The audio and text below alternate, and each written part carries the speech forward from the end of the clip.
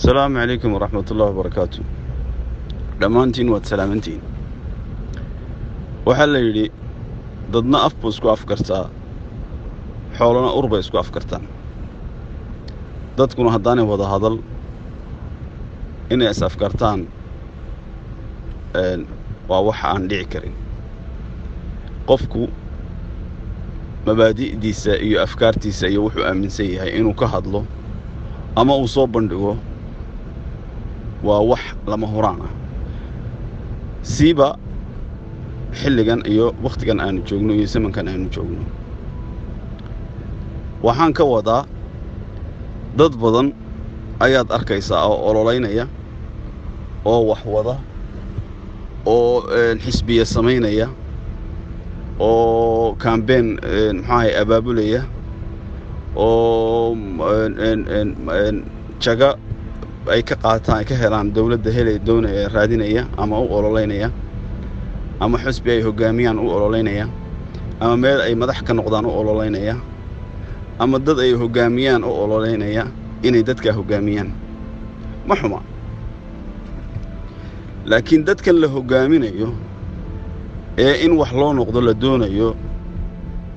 dad u ololeynaya inaad aragtaa waa dhif ma ahee arkaysid ma arkaysid dad maatada u ololeynaya arki maysid dad tacliinta u ololeynaya arki maysid dad caafimaadka u ololeynaya arki maysid dad waxtar maatada waxtarkeeda u ololeynaya nin walba wuxuu ololeynayaa nin dantiisa doonaya inuu gaadho way fiican tahay qofka haddii uu doonayo inuu dantiisa gaadho ama uu quutal yoomigiisa helo ama uu shaqo helo in la caawiyo oo magaranaysa la isgarab taago oo la muujiyo macnaha taageero la muujiyo iyo wuxuu wax ku heli lahaa waxaana dee reerkiisa iyo carruurtiisa wuxuu ku korsado iyo meel uu ka ciisho un bay noqonaysaa aakhirkii laakiin waxaa inaga maqan oo aan anigu doonayaa inaan meeshan yacni aan hoos u eegno dadkan la rabo in magacooda wax lagu helo ee la doonayo in lagu tago lagu wax doonto magacooda lagu doonto wax ee codka laga doonaya marnaba lays odhan maayo maxaa loo qabanaya horta cod ha laga hele taageeraha laga hele kaalmaha laga hele iyagu maxay u baahan yihiin maxaa loo qabanayaa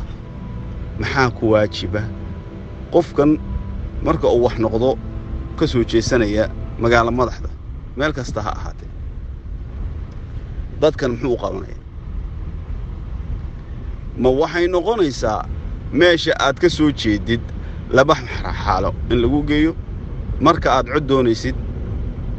iyo markaad gabowdid ama aad dhimatid ba ilaahay amaanadiisa qaado in lagu aaso intaasun bay noqonaysaa marka maxaynu u heli weynay dad u ololeeya oo campaign u dhiga oo u tartama oo magac ku doona waxtarka dadka ummadda waxa la yidhi wadaninimadu maxay tahay wadaninimadu Soomaalidu ma fahamsan waxay tahay waayo asaaskeeda waxay ku salaysan tahay maba yaqaanaan waxay aaminsan yihiin Soomaalidu wadaninimadu inay tahay wadan aad leedahay aan cidina kula lahayn ma ku faani kartid kuma faani kartid wadaninimo qof Soomaali ah wadaninimo kuma faani karo waxa laga yaabaa inuu qof u jecel yahay marka la soo magacaabo ama la soo hadal qaado inay xaad u kacdo inay caad dafid qaado xumbo waxaan xumbada loo yaqaan inay aanay dhaafsisnayn laakiin marka ay hoos u dhaadhacdo aanay noqonaynin wax jira oo macna ku salaysan oo mabaadi' leh oo qawaacid ku fadhiya aanay lahayn maantana waa jacayl birina waa nacayb inta ma dhaafsisna hadal iyo dhammaantii wax la yidhi nin wax badan hadlayna hadalkii ma wada odhan nin wax yar hadlayna hadalkii kama wada tegin anigu waxaan odhan lahaa mabaadi' ku salaysan waxtarka dadka beeska idin ah ee asaaska idin ah waxtarkooda in loo ololayo oo waxtarkooda la isu gacan qabto oo maxay waxyaabaha ay u baahan yihiin ee asaasiyaadkooda ah iyo nolol yoomeedkooda ah in loo ololayo oo loo kaambeenayo ayaa waajib ku ah oo xaq lagugu leeyahay adiguna markaa waxaad xaq u leedahay markaad inta ka soo baxday waxaad xaq u leedahay inay ku ololayaan iyaguna inaad wax noqotid oo matashid oo magacooda cod iyo manaafacaad iyo nolol wanaagsan iyo position aad ku raadsatid iyagoo dayacan oo bilaa kahrabada oo bilaa caafimaad ah oo bilaa tacliin ah oo bilaa amni ah oo bilaa biyo ah biyo adagoo wiyeer ahoo qadhaadh ay keliyuhu ku istaageen siday u cabbayeen ay ku dhinteen inaad adigu tidhaahdid tayda ii soo hormariya oo ii ololaya oo cod isiiya wax shuruucda ka baxsan baan u arkaa anigu wax dembiya baan u arkaa oo ism ah inaad dadka awrkaaga ku kacsatid maalintaad u baahatid